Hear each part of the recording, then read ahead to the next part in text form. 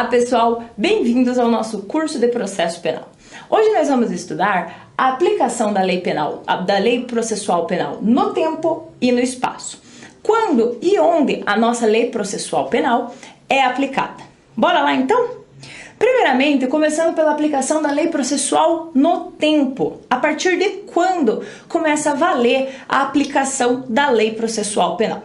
Primeiramente, a gente tem que estudar a aplicação da lei lá no direito penal. No direito penal, segundo o artigo 2º do Código Penal e artigo 5º, inciso 40 da Constituição Federal, a lei penal ela não retroagirá, salvo para beneficiar o réu. O que isso quer dizer? Quer dizer que com o advento de uma lei penal, se ela for mais gravosa ao acusado, ela não se aplica aos fatos que tenham sido cometidos antes da sua vigência. O contrário quer dizer que, se vier uma lei penal que ela for mais vantajosa ao acusado, ela vai atingir os fatos pretéritos, ainda que esses fatos tenham sido praticados antes da sua vigência. Como ela é benéfica ao acusado, ela aplica-se aos fatos cometidos antes da sua vigência. Então, no direito penal, prevalece o princípio da irretroatividade da lei penal mais gravosa e da retroatividade da lei penal mais benéfica para o acusado. No direito processual penal, aplica-se o mesmo entendimento da irretroatividade e retroatividade da lei? Cuidado! No direito processual penal, segundo o artigo 2º do Código de Processo Penal, a lei processual penal aplicar-se-á desde logo, sem prejuízo da validade dos atos que tenham sido realizados sob a vigência da lei anterior. O que isso aqui quer dizer? Quer dizer que no processo penal, uma lei processual penal, ela será aplicada desde logo. Prevalece aqui no direito processual penal o princípio da imediatidade, que quer dizer que a lei processual penal se aplica desde logo, mantendo seus atos que tenham sido praticados sob a vigência da lei anterior e aplicando-se a nova lei aos novos atos que venham a ser praticados a partir de então. Então, diferente do direito penal, em que a gente fala de retroatividade e retroatividade, no direito processual penal, a gente fala de aplicabilidade imediata. Mantém-se os atos que tenham sido praticados até então e a partir de agora aplica-se a nova lei, ok? Mas sempre vai ser assim, Magda? Sempre vai se aplicar de imediato a lei processual penal? E se ela for mais gravosa para o acusado? E se ela tiver alguma desvantagem? Ainda assim eu aplico de imediato a lei processual penal? Muito cuidado! Nesse caso aqui, a doutrina faz uma diferenciação entre normas genuinamente processuais e normas processuais materiais, ou também chamada mistas. O que isso quer dizer? Começando pelas normas genuinamente processuais. As normas genuinamente processuais são aquelas que cuidam de procedimentos processuais, de técnicas do processo, que são aplicadas somente ao direito processual penal. Elas não têm uma relação lá com o direito penal.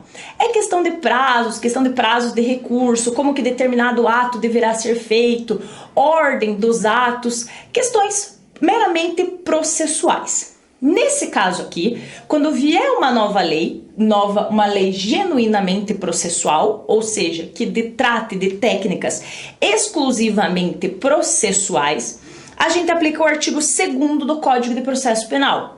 O que isso quer dizer? Quer dizer que eu vou aplicar a lei desde já. Mantenho os atos anteriormente praticados e aplico agora a nova lei para os próximos atos que serão realizados nesse processo. Então, quando eu estiver diante de uma norma genuinamente processual, ela terá aplicação imediata. Eu aplico o artigo 2º do Código de Processo Penal, ok? Diferente situação é quando eu estiver diante de uma norma processual material ou mista. O que isso quer dizer? É uma norma que, apesar de estar prevista no Código de Processo Penal, ela tem uma relação lá no direito penal. Eu também tenho uma previsão lá no direito penal acerca da mesma norma. Por exemplo, questão de perempção, representação, perdão judicial. São normas que, apesar de estarem aqui na lei processual penal, elas também tem aplicação lá no direito penal. E aí, nesse caso, como que eu faço diante da vigência de uma norma processual material ou mista? Qual que vai ser a aplicação dela? Nesse caso aqui, aí eu tenho que analisar o artigo 2º do Código Penal. Se a norma for mais vantajosa para o acusado, eu aplico desde já. Se ela for mais gravosa para o acusado, eu não vou aplicar ela desde já. Eu aplico somente aos fatos praticados a partir daqui em diante. Como assim, Magda? Dá um exemplo. Digamos que eu cometa um crime hoje, que ele seja de ação penal privada. Depende de queixa da vítima, que a vítima tem que apresentar uma queixa-crime em juízo. Passados uns 2 meses, a vítima já apresentou a queixa, esse delito ele se transforma em ação penal pública. Nesse caso aqui, vejam que essa norma ela não vai retroagir para atingir o fato que eu pratiquei. Por quê? Porque uma ação penal pública, um delito de ação penal pública, não tem tantas vantagens para o acusado como se fosse de ação penal privada. Porque aqui a gente tem diversos institutos que podem gerar a extinção da punibilidade do agente, o perdão, a renúncia, a perempção. Então, nesse caso aqui, eu não vou retroagir essa norma. O meu delito continua sendo de ação penal privada. Se eu vier a praticar o mesmo delito a partir de agora, aí sim aplica-se a ação penal pública. Mas como essa norma aqui é mais desvantajosa para mim, eu não aplico para o ato praticado anteriormente. Ok? Então essa é a lei processual no tempo. Lembrem que, diferente do direito penal, no processo penal as normas têm aplicação imediata, segundo o artigo 2º do Código de Processo Penal. Eu mantenho os atos a intérim praticados e aplico a nova lei a partir de então. Ok? Vamos agora estudar então a aplicação da lei penal, da lei processual penal no espaço. Onde que eu aplico a nossa lei processual penal? A nossa lei processual penal, ela vai ser aplicada em todo o território nacional. Diferentemente do direito penal, que prevê a extraterritorialidade, condicionada, incondicionada e a própria territorialidade, o direito processual penal, ele será exercido somente no nosso território nacional. Para o processo penal, aplica-se o princípio da lex fori, ou seja, a territorialidade. Eu aplico a lei processual penal, então, somente no nosso território nacional. E por que isso? A lei processual penal, ela é um exercício de soberania nacional. A sua aplicação reflete a soberania nacional. Por esse motivo, eu não posso invadir um outro estado e querer aplicar a minha lei naquele outro estado. Eu estaria ferindo a soberania daquele estado. Do mesmo modo, eu não posso permitir que um outro estado venha e pratique a sua lei processual penal aqui no nosso estado, sob pena de ferir a nossa soberania nacional. Então, diferentemente de novo do direito penal, no Código de Processo Penal prevalece o princípio da territorialidade. Eu vou aplicar a lei processual penal dentro do nosso território nacional, ok? Mas aí, tudo bem, Magda, você está falando que a gente vai aplicar a nossa lei processual penal dentro do nosso território. Mas e se de repente eu tiver um ato que tem que ser praticado em um outro estado, em um outro país? Qual que lei que eu vou aplicar? Por exemplo, se eu tiver que cumprir uma carta rogatória para citar um acusado que se encontra em lugar certo e sabido, porém no exterior, eu tenho que citar esse acusado para ele tomar conhecimento de que aqui no Brasil tem um processo contra ele. Qual lei que eu vou aplicar para cumprir essa carta rogatória? A lei processual penal brasileira ou a lei processual lá daquele país em que vai ser cumprida a carta rogatória? Cuidado, falei para vocês que se aplica o princípio da territorialidade. Então, se um ato tiver que ser praticado em um outro país, esse ato seguirá as leis daquele país em que ele for praticado. Eu não posso impor que o outro país cumpra a lei processual penal brasileira. O ato será praticado de acordo com as normas daquele país. Então, se um ato tiver que ser praticado no exterior, eu sigo a lei daquele país, de onde o ato tiver de ser praticado, ok? Nessa linha aqui, a doutrina traz algumas exceções, em que a nossa lei poderá ser aplicada em outros estados, fora do nosso território nacional. Como assim? Alguns exemplos aqui que a doutrina traz. Primeiro deles é a aplicação da nossa lei processual em um território de ninguém. Não tem ninguém naquele território, nenhum estado, ele não pertence a nenhum outro país, aquele território é de ninguém. Nesse caso, se eu tiver que praticar um ato nesse território de ninguém, já que ele não pertence a nenhum país, não tem soberania, aí sim eu poderia aplicar a nossa lei processual penal. Já que ele é de ninguém, não tem nenhuma lei sobre ele, então eu poderia aplicar a lei processual penal brasileira. Uma segunda exceção que eu posso aplicar a lei processual brasileira além dos nossos territórios é quando houver autorização do Estado, onde deva ser praticado o ato. Por exemplo, encaminhei uma carta rogatória para um outro Estado e o Estado autoriza que essa carta rogatória seja cumprida conforme as nossas leis, o nosso Código de Processo Penal. Nesse caso, se o Estado autorizar, então eu posso aplicar o Código de Processo Penal além dos nossos territórios, ok? E uma terceira exceção é em caso de guerra em território ocupado. Se eu tiver uma guerra e tiver um território ocupado e de repente nesse meio eu tenho que cumprir um ato nesse território, eu posso aplicar a nossa lei processual penal, ok? Então guardem que a regra é que o direito processual penal ele se aplica no nosso território nacional, em razão da soberania nacional. Eu não posso violar a soberania, não posso aplicar a nossa lei em outro estado e não posso permitir que um outro estado venha e aplique sua lei processual penal aqui no nosso estado.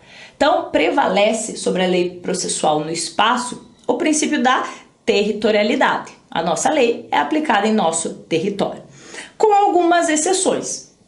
Quando eu for praticar um ato num território de ninguém, aí eu posso levar a nossa legislação processual penal para ser aplicada lá.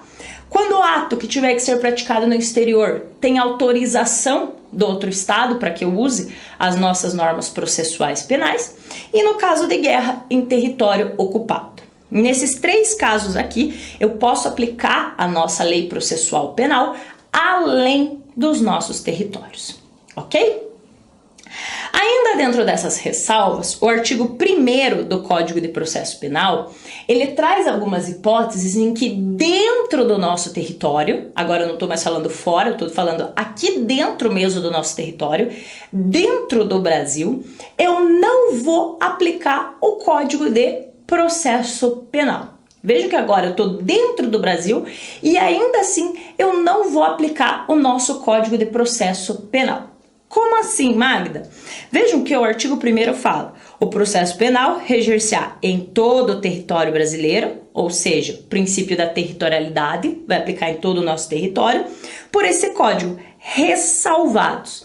Então aqui, o nosso artigo 1º ele traz uma série de ressalvas em que dentro do território nacional, dentro do Brasil, eu não vou aplicar o Código de Processo Penal. E quais seriam esses casos, Magda? Vamos estudar um a um cada um deles. Bora lá? O primeiro deles é o caso de tratados, convenções e regras de direito internacional. Muito embora os fatos tenham ocorrido no Brasil, se o fato ocorreu no Brasil, se o Brasil assinou algum tratado ou convenção ou regra de direito internacional, esses tratados, eles criam obstáculos processuais impedindo a aplicação da lei processual penal brasileira nesses casos. Ainda que o fato de repente tenha ocorrido aqui no Brasil, eu não vou aplicar a nossa lei processual penal em razão de tratados, convenções ou regras de direito internacional que tenham sido adotadas pelo Brasil. Por exemplo, é o caso de crimes cometidos a bordo de navios ou aeronaves públicas. Lembre aqui da questão de pública, ele segue a lei da bandeira, é como se fosse o território do país que tem a bandeira nesse navio ou na aeronave. Estrangeiras em águas territoriais e espaço aéreo brasileiro. Se eu tiver um delito cometido em um navio ou uma aeronave pública, ainda que eles sejam cometidos dentro do nosso território, eu não vou aplicar o Código de Processo Penal a esse caso. A esse caso aqui, aplica-se a lei de origem desse navio ou dessa aeronave. E esse delito será julgado lá no país de onde veio o navio ou a aeronave. Ainda então que esse delito seja praticado aqui, dentro do nosso território, eu não vou aplicar a nossa lei processual penal, ok?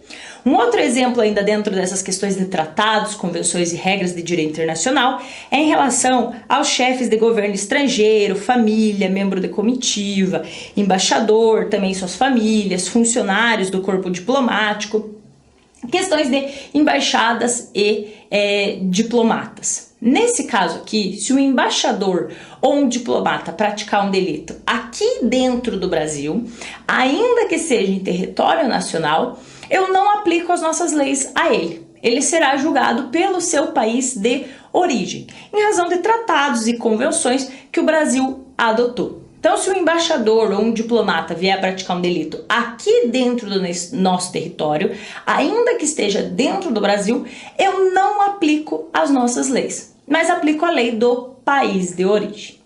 Nessa seara de embaixador e diplomata, vocês podem perguntar, e o cônsul, Magda?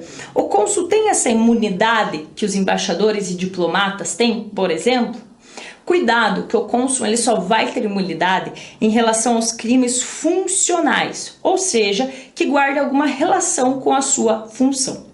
Se for um delito comum, não se aplica essa imunidade e o cônsul será julgado segundo as nossas normas. Mas se o delito do cônsul for crime funcional, aí sim ele será julgado pelo seu país de origem e não se aplica às nossas normas processuais, ok? Então essa é a primeira exceção prevista lá no artigo 1º do Código de Processo Penal. Ainda que o delito seja praticado dentro do território nacional, ou seja, que aí ia valer o princípio da territorialidade, em razão de tratados, convenções e regras de direito internacional, eu afasto a aplicação da nossa norma processual e o sujeito será julgado segundo as regras do seu país de origem, ok? Uma segunda exceção é em relação às prerrogativas constitucionais do presidente da República e de outras autoridades. Nesse caso aqui é a denominada justiça política, que tem como fim apurar os chamados crimes de responsabilidade, previstos lá no artigo 52 e seguintes da Constituição Federal. Nesse caso aqui, apesar da gente falar em crimes de responsabilidade, tecnicamente não é um crime praticado pelo presidente da República ou por outras autoridades, mas sim uma infração político-administrativa. Nesses casos aqui de prática de crimes políticos, que tem aí, o julgamento tem a finalidade de afastar o agente político das suas funções, eu não aplico as normas do Código de Processo Penal. O Código de Processo Penal não é aplicado no julgamento de crimes políticos. Os chamados crimes políticos ou crimes de responsabilidade serão julgados pelo Senado Federal, segundo o artigo 52 da Constituição, e seguem as regras previstas lá na Constituição Federal, e eu não aplico o Código de Processo Penal.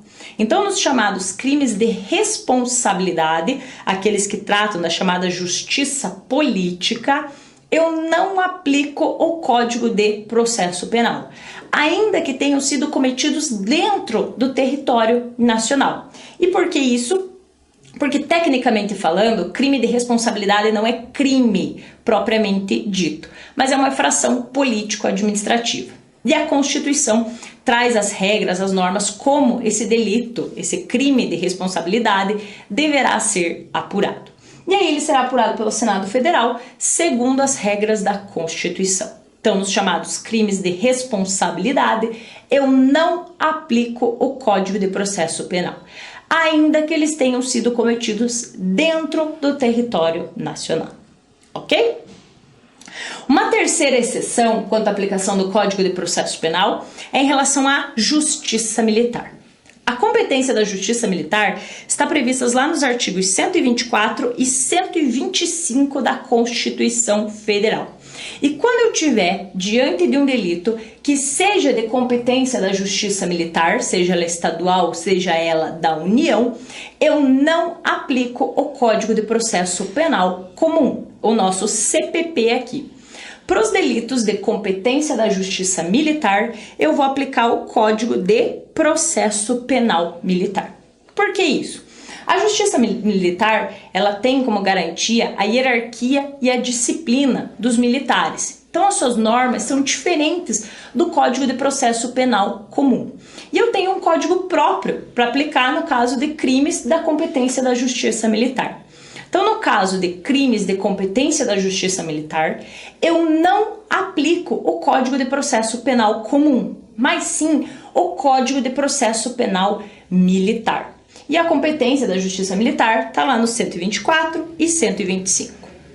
Muita atenção aqui que o artigo 3º do Código de Processo Penal Militar diz que nos casos omissos, ou seja, quando eu não tenha determinada previsão no Código de Processo Penal Militar, aí sim eu aplico o Código de Processo Penal Comum, mas somente nos casos omissos. Se eu tiver previsão no Código de Processo Penal Militar, eu aplico o Código de Processo Penal Militar e não o Código de Processo Penal Comum, ok? Uma quarta exceção prevista lá no artigo 1º é em relação ao chamado Tribunal Especial.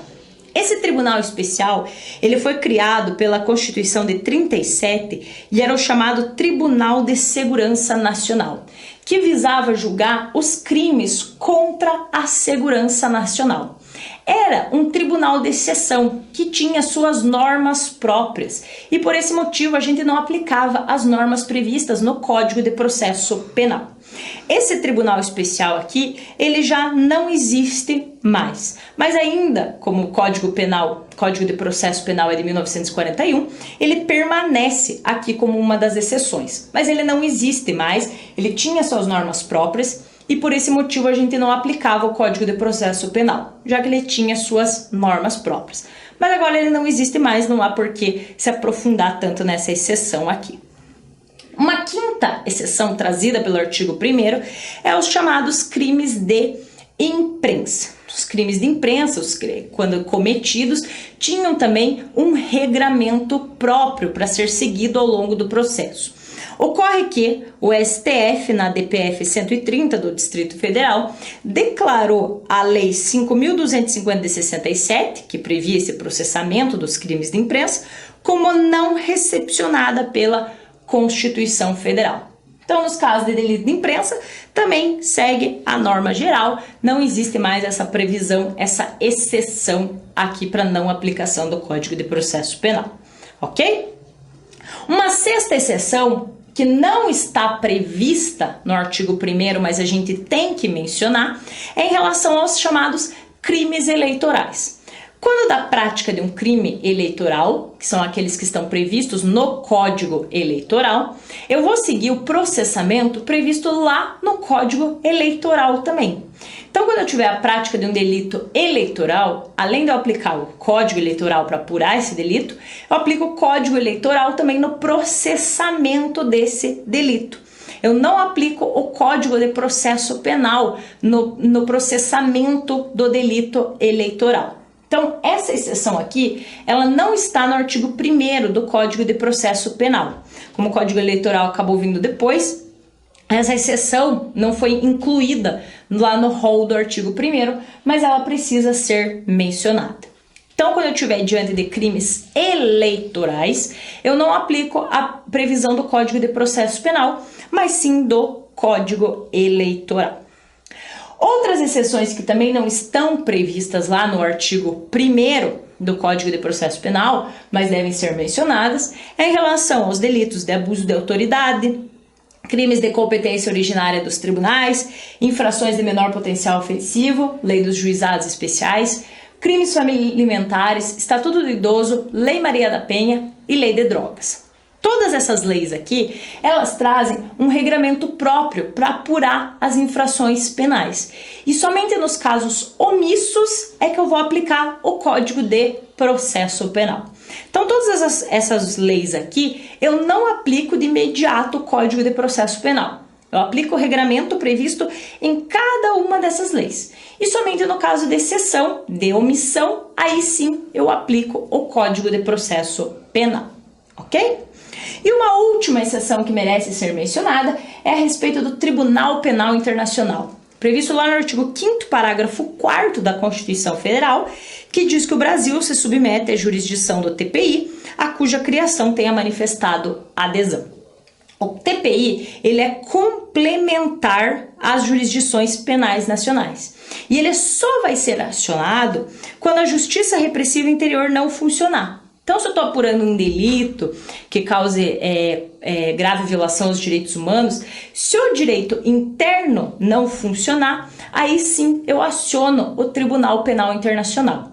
E acionado o Tribunal Penal Internacional, eu sigo as normas de processamento lá do próprio TPI. Eu não vou aplicar o Código de Processo Penal quando for apurado, o delito for apurado pelo Tribunal Penal Internacional. Então aqui é mais uma exceção trazida. Não está lá expressamente no artigo 1º do Código de Processo Penal, mas é uma outra exceção que aparece em relação à aplicação da nossa lei processual penal. Então, quando o delito for submetido à apreciação do TPI, eu aplico as regras do Tribunal Penal Internacional e não do nosso Código de Processo Penal. Ok, pessoal? Então, sobre a lei processual penal no tempo e no espaço, é isso. Lembrar que no tempo ela tem aplicação imediata, ressalvados no caso de lei processuais penais mistas ou ditas também materiais, que elas têm conteúdo de direito material. E na questão da lei processual penal no espaço, lembrar que prevalece o princípio da territorialidade. Eu aplico o nosso Código de Processo Penal em todo o território nacional, ressalvados aqueles casos trazidos pelo artigo 1º do Código de Processo Penal. Ok? Muito obrigada, pessoal, e tenham bons estudos!